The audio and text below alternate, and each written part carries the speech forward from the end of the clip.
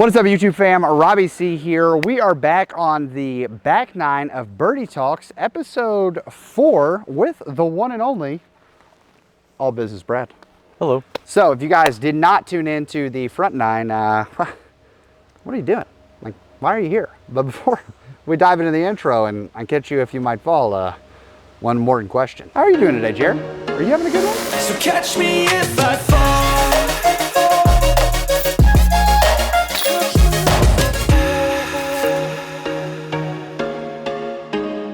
All right, so we're here on the back nine. You know the drill. We've been doing it.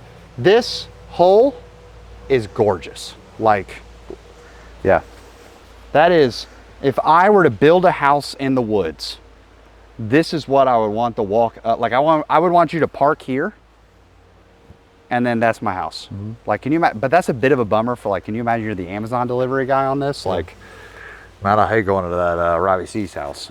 Every time I see them Frisbee golf packages, I'd just be so mad. So Brad, you have a beautiful tattoo sleeve. We've bonded over the fact that, like, traditional, like a Japanese sleeve, I very much want to do one as well. And you have your guy, and Joe. Shout out Joe. Yeah, so I have very much, like, one of these days, I'm gonna build it into my trip. I'm gonna leave on a Saturday, but on Friday, I'm not doing anything, so I'm gonna wait in the line and get it started. Kind of a That's deal. the key here. There's no appointments at this place. Yeah. You have to go there at like 6 a.m., wait in line until noon when they open, just to hope that you get a spot. So it's pretty cool. Yeah. One intricate part of your tattoo that's added on that may not look like traditional Japanese is the red hawk that's thrown on there. So what's the story of the red hawk? So, I mean, throughout my whole like young adult life, I mean, you're faced with life and problems and struggles. I mean, I've been pretty fortunate to have anything super major, but it seems like every time there's like a tough decision I've got to make or something's happening in my life, it's just like, you know, I find myself like driving or like walking, and then I'm like, what do I do? And, you know, I'm a man of faith, so I'm praying or I'm like talking to God and like what's happening. And I always see a hawk, always, red-tailed hawk.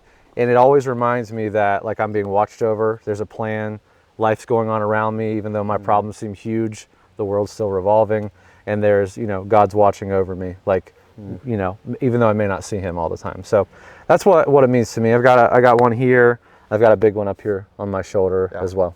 Dude, I love it. All right, what are you throwing on this? 370 on the rope. I'm gonna try my FD. Okay. I love it. It's probably the wrong disc. Or you just yeet it into a tree. It did go right. It did go right. I think I'm gonna go sail. Like, I think I'm gonna go sail and just try to stand it up.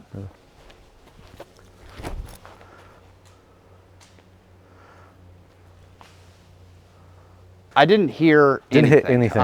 Didn't hit anything. You want to hit a tree at the end. Yeah. Oh, baby. Sometimes you got to be a hero. Sometimes you just got to pitch out of the woods. That's nice. That's a fairway hit right there, ladies and gentlemen. That's ideal. Let's just go for it. I believe.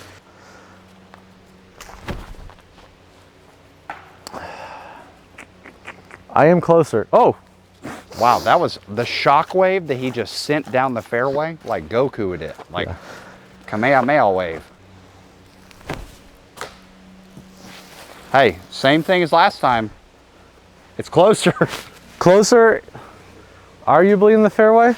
I don't even think arguable. I think it is in the fairway, for sure. I had a clean card until this one. I believe. He's gonna throw it in, highlight reel. Hit that tree, back in. Oh. Water's casual, calm down everybody at home. It's gotta come on like a pushing hyzer the whole way.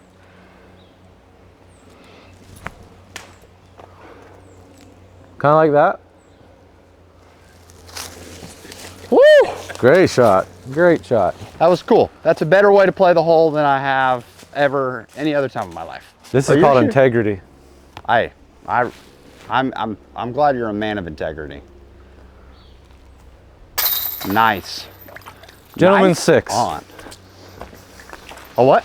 A gentleman 6.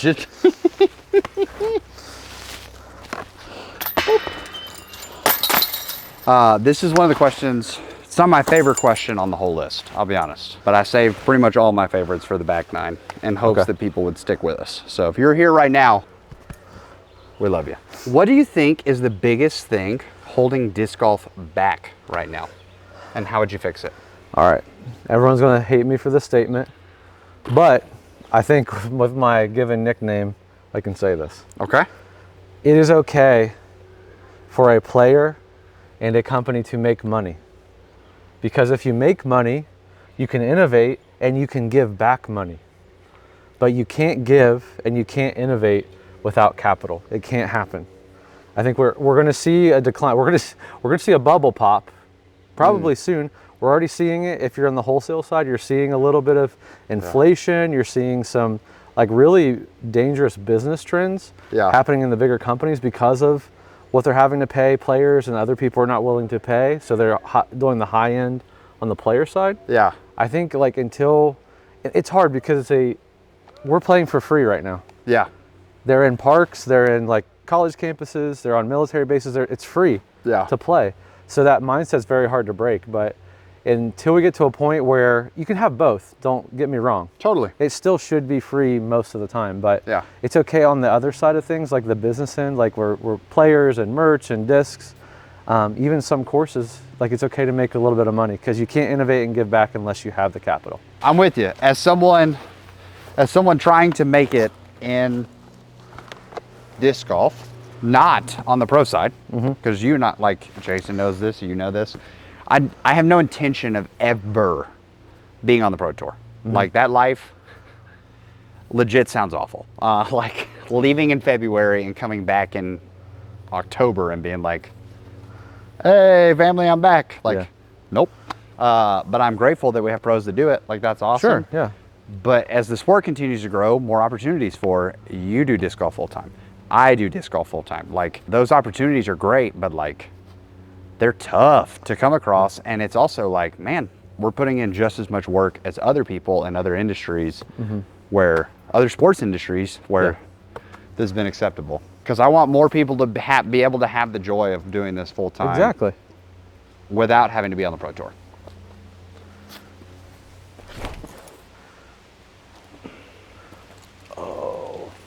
That had an ace line for a second. Yeah, it's a little short, but I didn't throw it too well.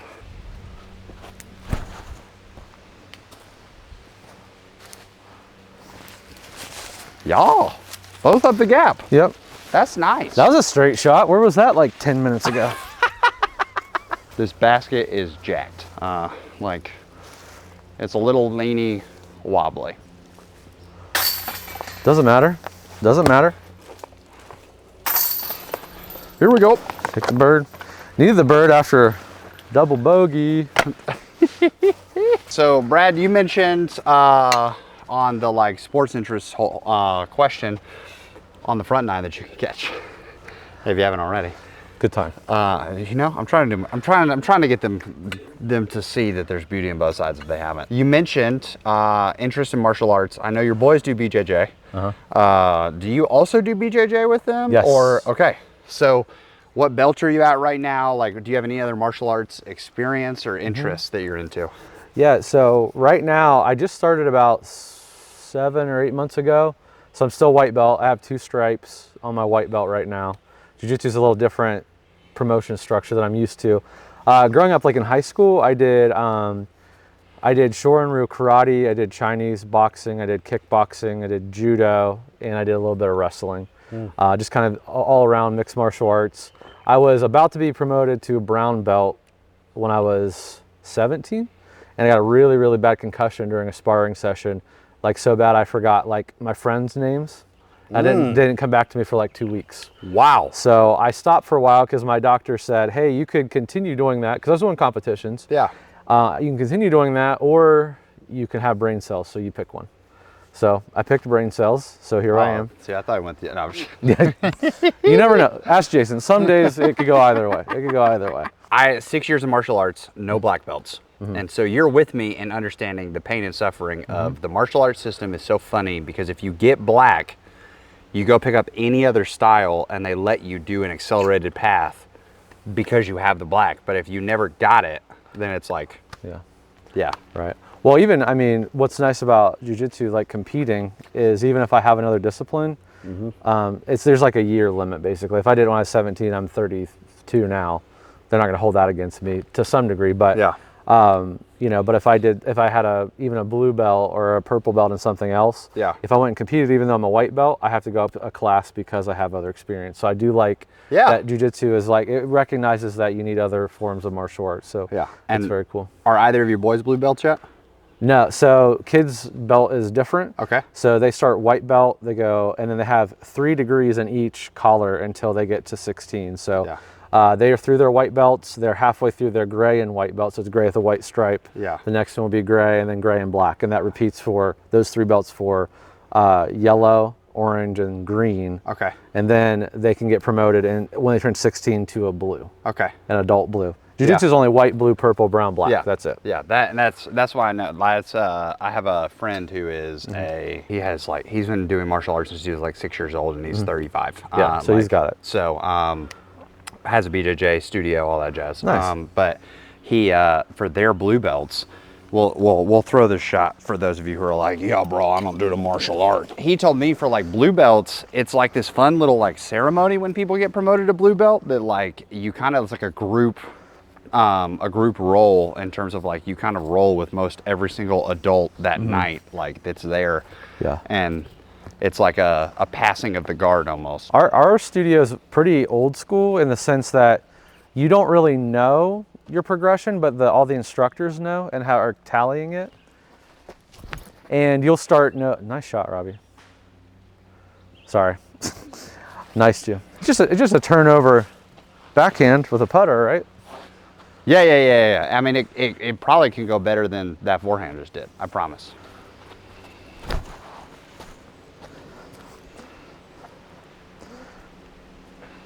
That's fine. great. I feel like pushing to the back wall is fantastic. Yeah, that's the miss for sure. I think I actually got to go like up and over all of this because the low line is not there. So just be ready, Jason, because you're not going to be able to follow it. I mean, pretty close. Nice. Good save. Good save. Good save. Oh, that's straight up mud. Good save. Hey, this is integrity. Yeah. I mean, I wanted it to be in for you so bad, Brad. good bird.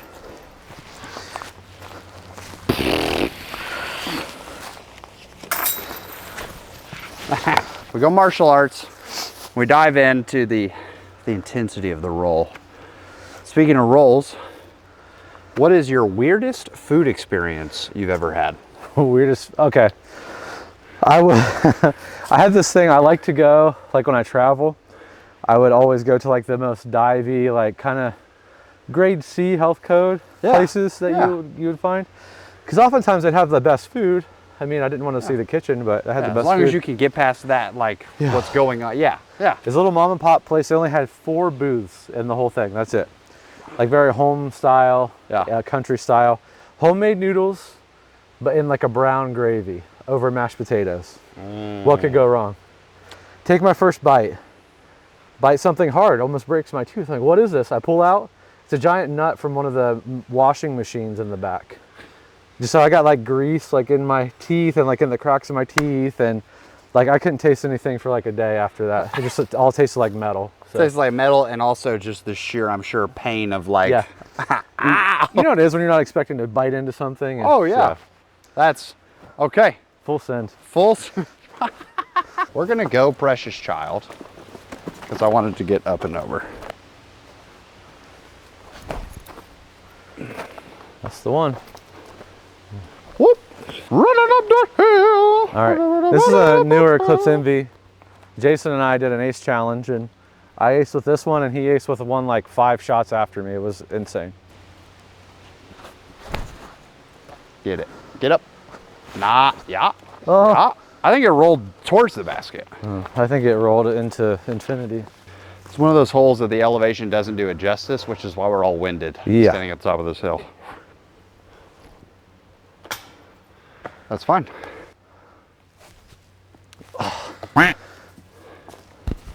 I'm sorry. Oh, the next one's the triple Mando, right? Or the quadruple Mando. Oh, baby, a triple. Oh, baby, a triple. All Business Brad, the nickname. Obviously, and we've talked about this, it's been a vibe throughout. You're passionate about business, but you're not as old as everyone thinks you are. Yeah. And so, I don't know, is that offensive? Is that a mean thing to say? I don't know. I don't really care, I guess. Okay. I look at how, you know, like Hunter and Trevor will say, like, man, like leaning into your business wisdom, your life before foundation. What was your business background like prior to coming to? So in college, I did a lot of different things, but I got an audio engineering degree with a business minor. That was what I did. And kind of in that, I started, like, I always had an entrepreneurial spirit. Like, as a kid, I would find like cheap bikes with my cousin, and we'd fix them up and like mod them and then sell them. Or I remember one summer, there was like an old like big dog, like fenced in dog area, like with a top at my grandma's neighbors, and I went over and convinced them to let me borrow it for the summer. And I had a batting cage business I ran in there, and just like, I always liked it. I just didn't know what it was, I guess. Yeah. I was just always kind of like hustling like that. So I learned a little bit more in college, messed around with a few like small businesses and things, and really fell in love with it. And I got a job like doing a director of finance sort of role in a big like car dealership conglomerate. So I was just there, and the CFO was always talking to me, and I just wanted to learn. So every time he was doing something, I just asked questions like, what are you doing? Like, why is that important? Yeah. So he kind of took me under his wing and taught me a ton of stuff about business and finance and like bookkeeping and accounting and just how a business works on a big scale. And he taught me a bunch of random IT stuff. Him and I rewired it 2 entire dealerships together, like old school phone systems, like, you know, like it was cool. And then I made a very good friend there who was a BA, and he, or MBA, I'm sorry. And he kind of like, great guy, his name's Brent, still friends with him to this day. And he just saw something different in me, and I just learned from him. And he got out of kind of like that dealership life, which was awful. I mean, I'll be honest. Yeah, that's fair. And, you know, I was grateful I didn't really have to work those hours because of what I was doing, but still, it was still a hustle all the time. Yeah. And he got out, and then he got into what I ended up doing for the next 8 years, which was doing business consulting for like audiologists, ENT surgeons, hospitals, universities. They would hire us to come in and kind of like fix their business, train their people, do financial plans, all this stuff. And he just called me one day and said, hey, you interested in this role? And it started off, I was a director of operations for like 3 or 4 clinics. Yeah. And then I ran all 25 that were in Ohio, West Virginia, and Virginia, like the northern part of Virginia.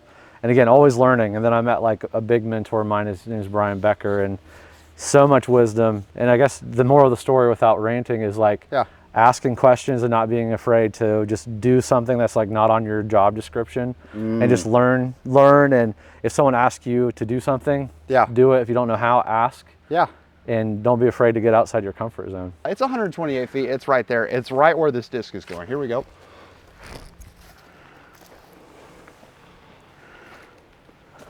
I think I'm like 80 past. So that's my bad.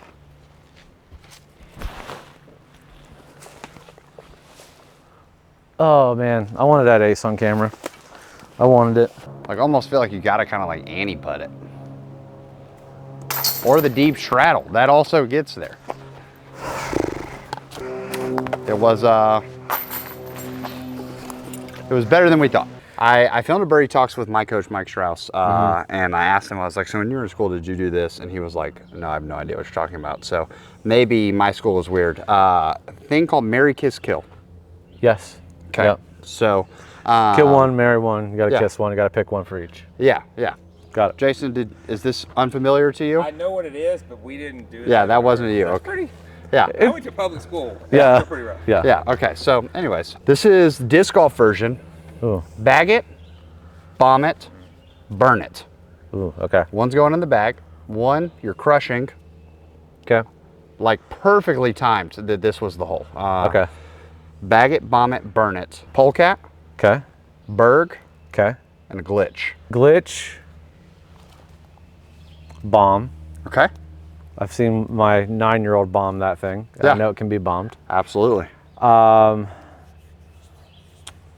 Polecat I'd bag, because there's definitely some use for that. Listen, Berg people, it's nothing personal.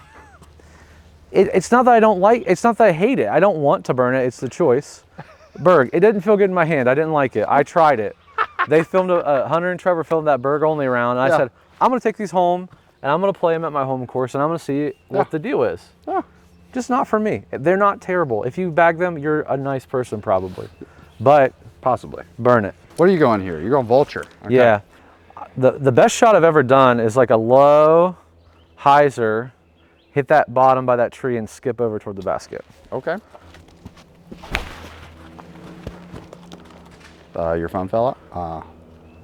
It's okay. I went a little wide, but that's okay. Go on Hook Lab. That we did find. We found it. I lost it yesterday. Hey Terry, Jason this is Brad. Was there when I went to, I literally went to Hey, pull are this you out, still at the couldn't warehouse? find it, and Okay. Kimberly is locked out. Would you mind letting her in the back door? here we go. Thank you so much. All right, bye-bye. Oh, that made how that kicked. That could be great. This is literally worst possible scenario.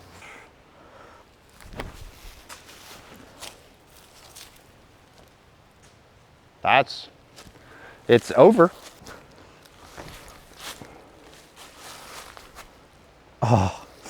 Go in for the man.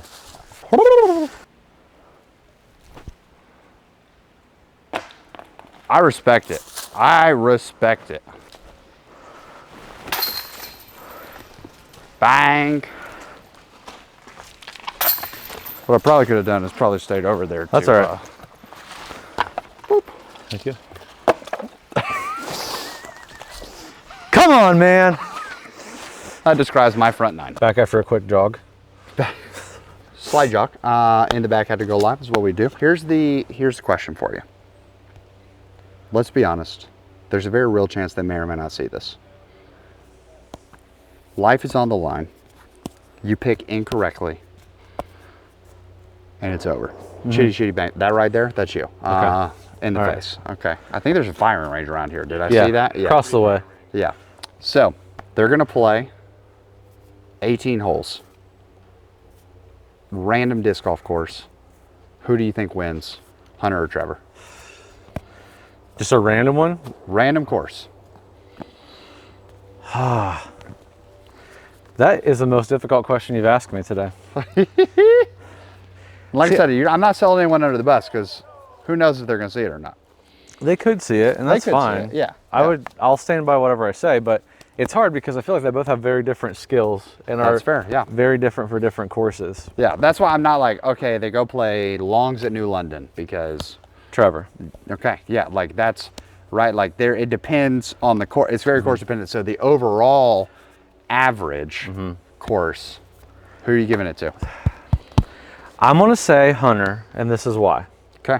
This is nothing against Trevor at all.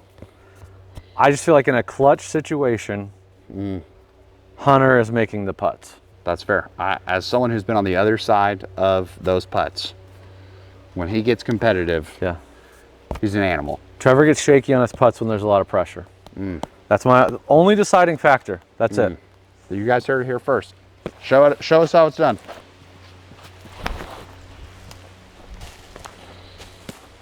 That's a great shot. Great shot, Brad. You get this weird like counter skip though that Okay. knocks you down the hill a little bit. Okay, so coming in higher is Higher's okay. good.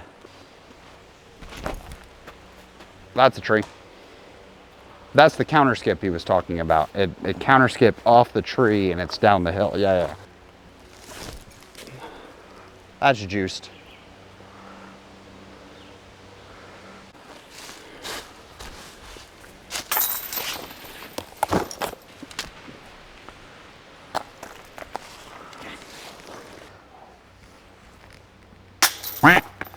You know what that wasn't?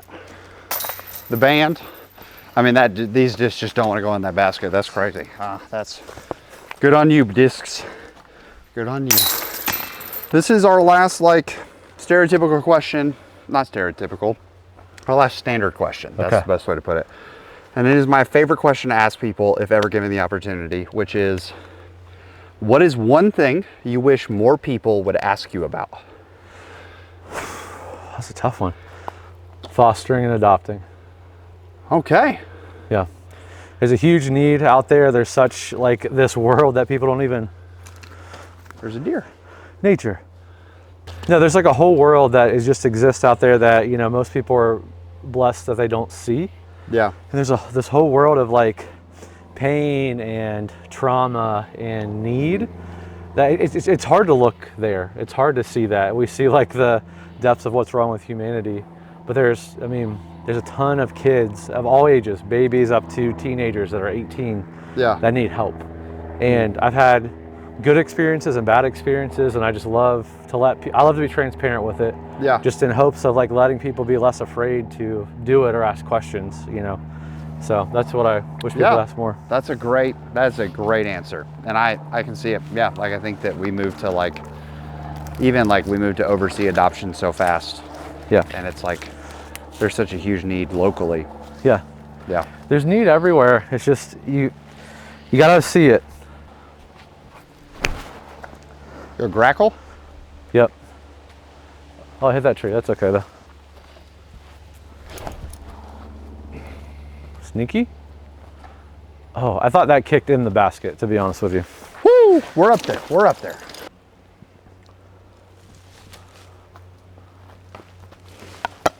You know, we didn't hit the cage, so no push-ups, but I'm showing myself I'm not gonna hit this tree right now. nice. I love it. Just erase it. Little magic wipe. There it is. See? I wax on, wax off. Yeah. Boop. 168 feet. Hole 19 of this course. We skipped hole 11 between the front and the back 9. Brad, thank you for coming on. Really appreciate it, man. Of course. We're grateful for you. Grateful for what you mean to this channel. Final question. Yes. What's your biggest dream for Atlas Disc Golf Supply? I want to get Atlas to the level where we're supporting, a big part of Atlas is giving back. Right now it's a very small percent. Every dollar that comes in, there's money that goes aside for helping local tournaments, and not even just disc golf, but just community efforts. We've donated to many different things, but I want to get Atlas to get to the level where we can support a full nonprofit. So that's what I'd really like to do. That's awesome. That's awesome. Come on.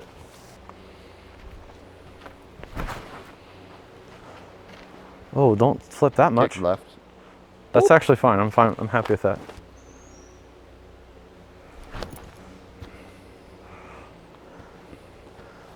So long. Nope. Not now. Not now. Thank you, Teresa's.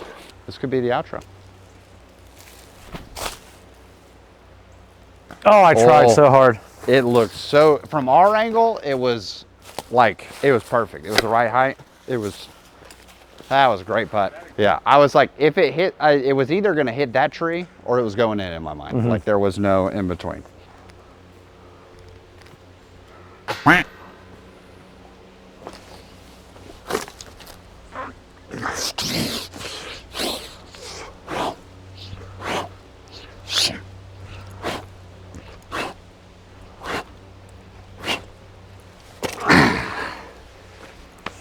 He did it. I didn't leave myself an easy one here.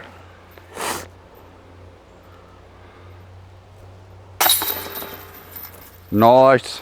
All right, well, that is going to wrap it up for Birdie Talks, episode 4, front and back 9. Once again, if you didn't get a chance to check out the front 9, find a link for it in the description. Brad, you are the man. It's a pleasure. Yeah, we hope you have an amazing rest of the week. Please make it fantastic for someone else too. As always, thank you for watching. But for now, We'll leave you with a birdie.